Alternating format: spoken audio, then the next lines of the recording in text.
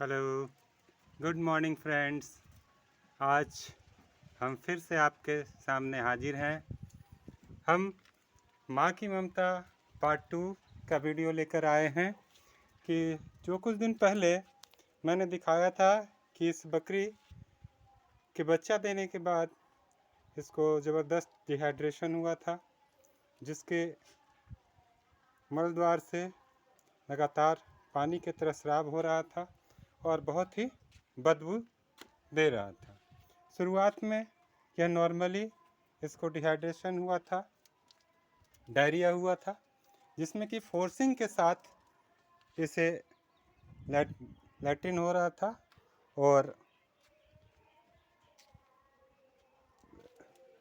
शाम में यह शुरू हुआ एवं सुबह होते होते इसके मल द्वार से सिर्फ और सिर्फ पानी गिरता रहा। ऐसा समस्या लगभग 2 दिनों तक रहा।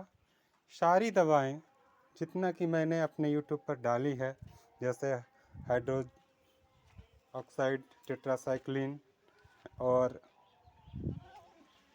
होम्योपैथिक की दवा पल्सेटिला पोडोफाइलम, इन सभी से कोई राहत नहीं मिली।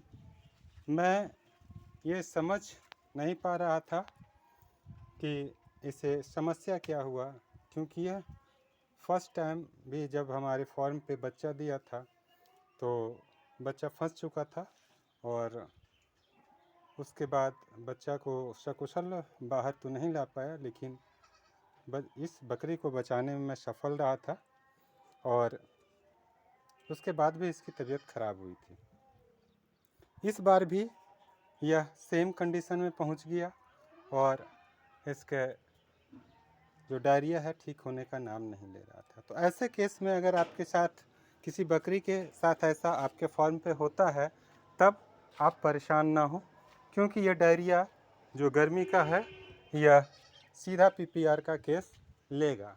यहाँ पर होता क्या है कि लीवर इन्फेक्शन होता है, साथ ही साथ में बकरियों को मौसम के बदलाव के कारण उसको सर्दी, खांसी, बुखार, ये सभी चीज़ होता है।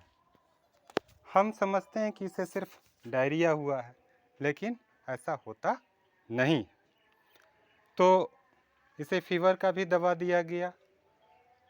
इसे अंत में मैंने इसे डिवॉर्मिंग किया, जिसका कि एक वीडियो हमारे चैनल पे है, आप देख लेंगे कि किस दवा से डिवॉर्म किया गया। उस दवा से डिवॉर्मिंग के बाद मैं इसे जेनफ्लॉक्स प्लस का टैबलेट दिया। Zenflox plus, ZENFLOX Zenflox plus. इस दवा का इस्तेमाल करने के बाद तुरंत आपकी बकरी का डायरिया रुकेगा और वह रिपीट नहीं होगा।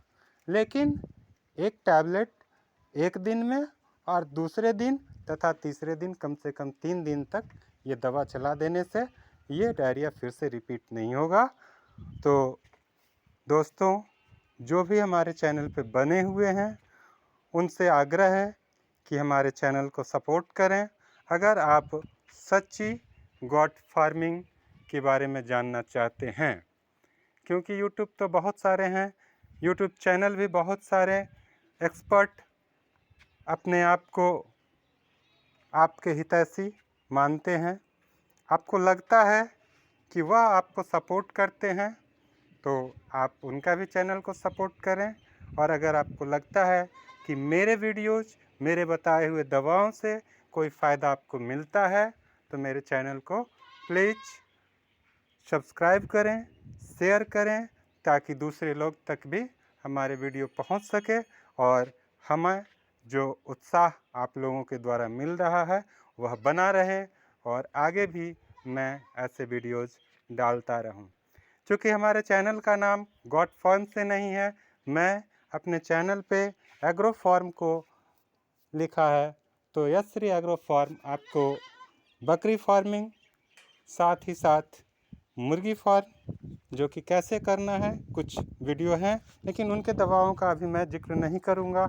उनको कैसे रखना है ये भी नहीं करूंगा, क्योंकि उसका मैं लगातार अपने आप में शोध कर रहा हूँ। जब तक कि सफलता मुझे नहीं मिलती है और सस्ती सफलता नहीं मिलती है तो मैं उसको प्रमोट नहीं करूँगा, क्योंकि हर व्यवसाय में धन लगता है और आपका धन व्यर्थ ना जाए, यही मेरी कोशिश होगी।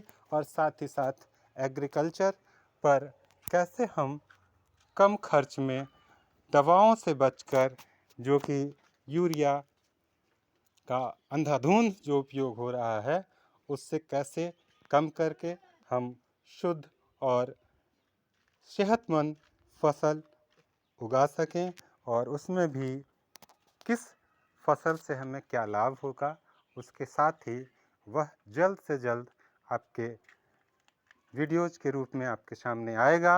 लेकिन उसमें कुछ समय लग सकता है, क्योंकि एग्रीकल्चर और फार्मिंग ये जो सेक्टर है वह टाइम टेकिंग बिजनेस है, और जो इसमें टाइम देगा वही टिक सकता है और वही सही चीज़ बता सकता है। आपका धन्यवाद।